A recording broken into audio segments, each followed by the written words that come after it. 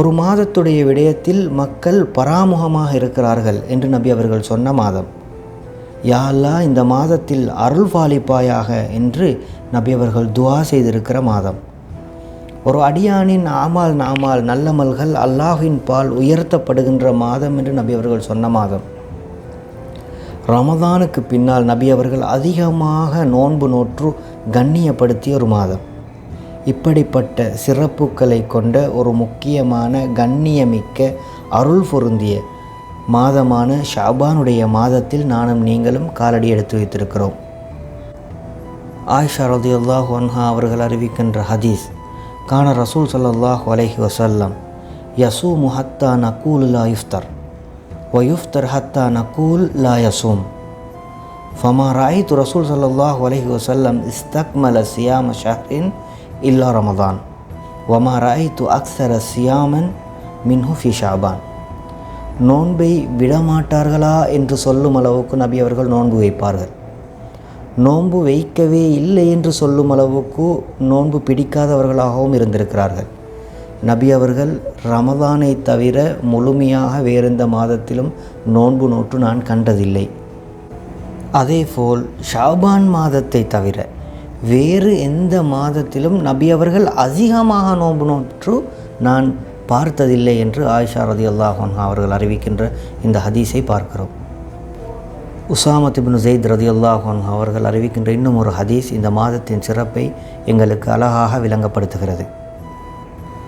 குல்து யா ரசூல் அல்லாஹ் லம் அரக தசூம் ஷஹரன் மின ஷுஹூர் மா தசூம் மின் ஷாபான்.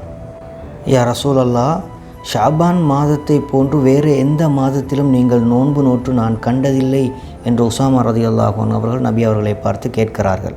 அப்போது நபி அவர்கள், ஸாலிக ஷஹ்ருன் யஃபலுன் நாஸு அன்ஹு பைன ரஜப் வ ரமதான் வ ஹுவ ஷஹ்ருன் துர்ஃபஉ ஃபீஹில் அமால் இலா ரப்பில் ஆலமீன் ஃபஅஹப்பு யுர்ஃபா அமலி வ அன ஸாயிம். ரமதானுக்கும் ரஜப் மாதத்துக்கும் இடையில் இருக்கிற ஒரு மாதத்துடைய விடயத்தில் மனிதர்கள் பராமுகமாக இருக்கிறார்கள், கணக்கில்லாமல் இருக்கிறார்கள்.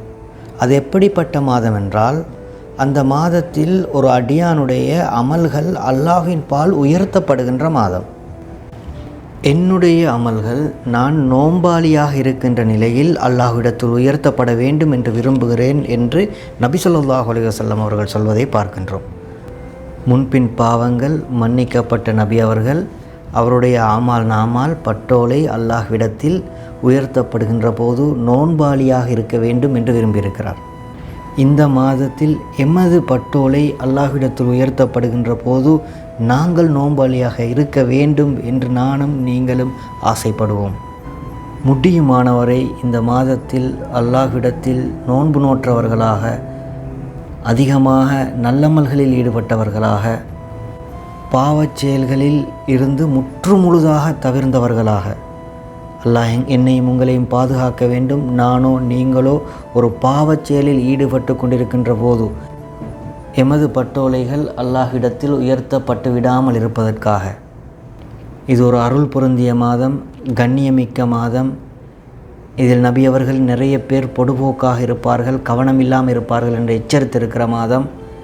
இந்த மாதத்தில் நாங்கள் மிக கவனமாக இருப்போம். அதிகமாக சுன்னத்தான நோன்புக்களை நோற்போம், அதிகமான நல்லமல்களை செய்வோம், நபியர்கள் மீது அதிகமாக ஸலவாத் சொல்வோம். அதன் மூலம் இந்த மாதத்தின் பாக்கியங்களை பெற்றவர்களின் வரிசையில் நானும் நீங்களும் இடம் பிடிப்போம்.